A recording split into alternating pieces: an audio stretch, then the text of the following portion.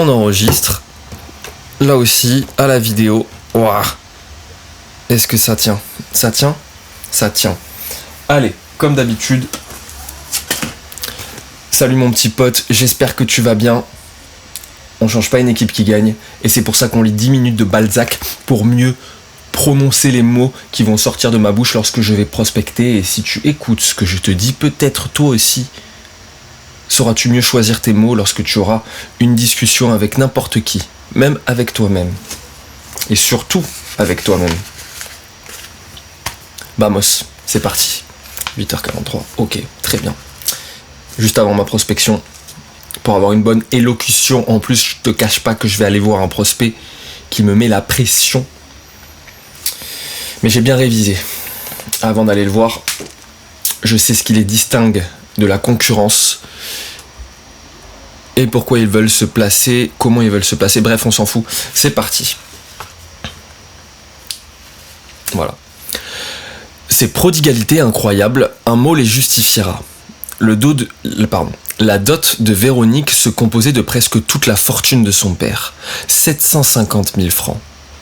Là, c'est hyper intéressant de voir qu'en 1820 il y avait des dots. Je trouve ça incroyable.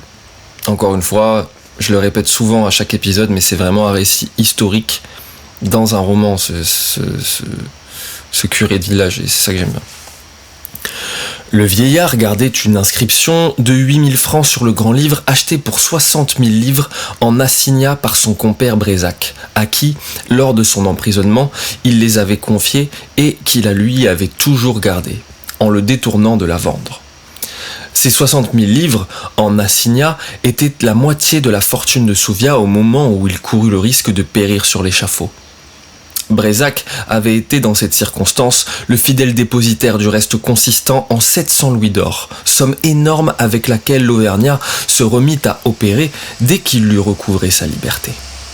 En 30 ans, chacun de ces louis s'était changé en un billet de 1000 francs, à l'aide toutefois de la rente du grand livre, de la succession Champagnac, des bénéfices accumulés du commerce et des intérêts composés qui grossissaient dans la maison Brézac. Brézac avait pour Souvia une probe amitié, comme en ont les Auvergnats entre eux. Aussi, Souvia allait voir la façade de l'hôtel Grasselin, se disait-il en lui-même, Véronique demeurera dans ce palais. Il savait qu'aucune fille en Limousin n'avait 750 000 francs en mariage et 250 000 francs en espérance.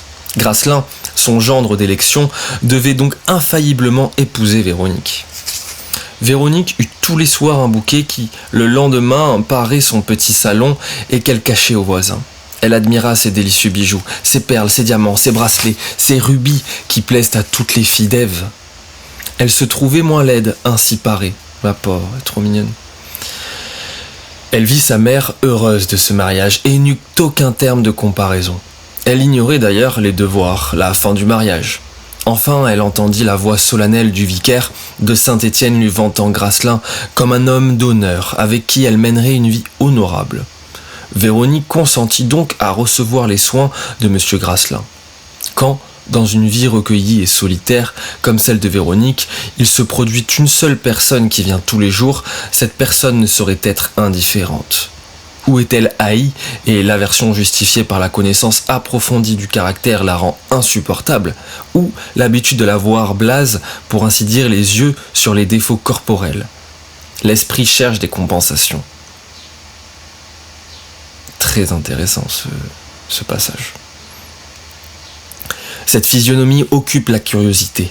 D'ailleurs, les traits s'animent. Il en sort quelques beautés fugitives. Puis on finit par découvrir l'intérieur caché sous la forme. Enfin, les premières impressions une fois vaincues, l'attachement prend d'autant plus de force que l'âme s'y obstine comme à sa propre création. Putain, c'est trop beau. On aime. Là est la raison des passions conçues par de belles personnes pour des êtres laids en apparence. Normal. La forme, oubliée par l'affection, ne se voit plus chez aucune créature. Non, pas du tout. La forme, oubliée par l'affection seule. Non, non plus. La forme, oubliée par l'affection, ne se voit plus chez une créature dont l'âme est alors seule appréciée. D'ailleurs, la beauté, si nécessaire à une femme, prend chez l'homme un caractère si étrange qu'il y a peut-être autant de dissentiments entre les femmes sur la beauté de l'homme qu'entre les hommes sur la beauté des femmes.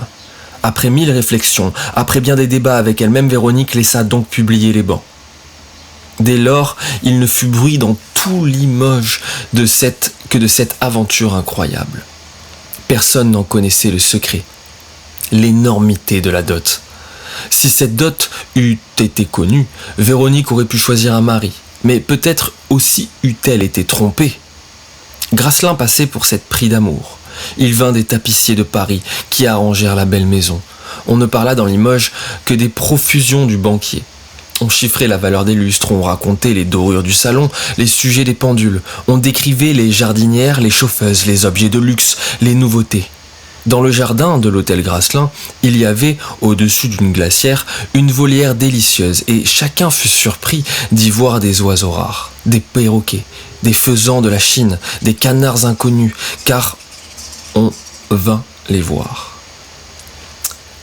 Monsieur et Madame Grossetête, vieilles gens considérés dans Limoges, firent plusieurs visites chez les Soviates, accompagnés de Grasselin. Madame Grossetête, femme respectable, félicita Véronique sur son heureux mariage. Ainsi l'église, la famille, le monde, tout jusqu'aux moindres choses fut complice de ce mariage. Au mois d'avril, les invitations officielles furent remises chez toutes les personnes de Grasselin. Par une belle journée, une calèche et un coupé attelé à l'anglaise de chevaux limousins, choisis par le vieux Grossetête, arrivèrent à 11h devant la modeste boutique du ferrailleur, amenant au grand témoin du quartier les anciens patrons du marié et ses 2 commis.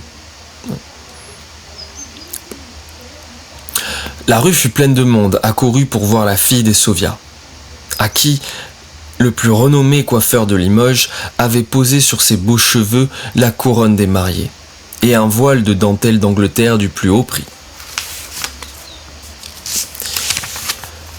Véronique était simplement mise en mousseline blanche. Une assemblée assez imposante des femmes les plus distinguées de la ville attendait la noce à la cathédrale, où l'évêque, connaissant la piété des Soviats, daignait marier Véronique. La mariée fut trouvée généralement laide. Je comprends pas. Ah, c'est horrible. Ok.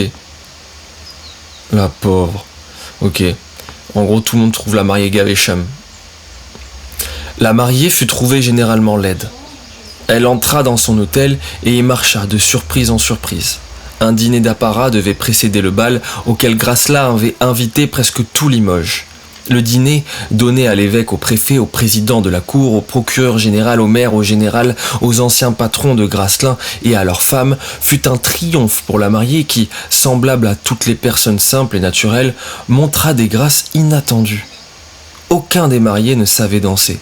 Véronique continua de faire les honneurs de chez elle et se concilia l'estime, les bonnes grâces de la plupart des personnes avec lesquelles elle fit connaissance, en demandant à Grossetête, qui se prit de belle amitié pour elle, des renseignements sur chacun.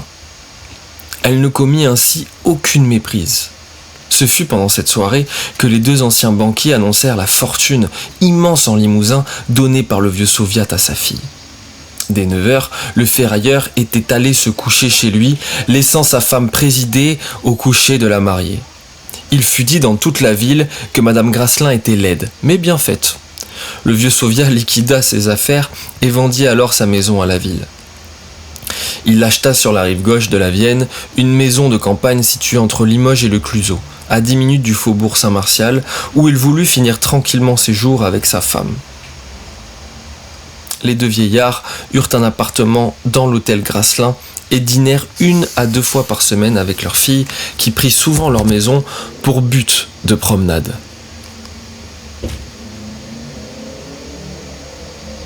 Ce repos faillit tuer le vieux ferrailleur. Heureusement, Grasselin trouva moyen d'occuper son beau-père. Et on va s'arrêter là. Parce que je suis un peu en retard. Faut que je me lève encore plus tôt. Je me suis levé à 6h30 quand même ce matin. On va tenter les 6h demain. Ça, j'aurai encore plus de temps. Et je ferai la lecture à 8h. Ça peut être pas mal. Mon pote, j'espère que t'as kiffé cette petite lecture. Je trouve ça incroyable de voir le mariage, comment ça s'organise. de voir les expressions et d'avoir cette cette description sur l'amour. Et c'est vrai que lorsque tu vois juste une personne et que tu n'as pas accès à beaucoup d'autres personnes, finalement, elle peut plus facilement accéder à ton cœur. Dans le sens où forcément il y a moins de distraction, de tentation. Et d'une certaine manière, on peut se dire et on peut se surprendre à envier ce genre de vie par rapport à ça, je parle, parce que le reste c'est un peu hardcore.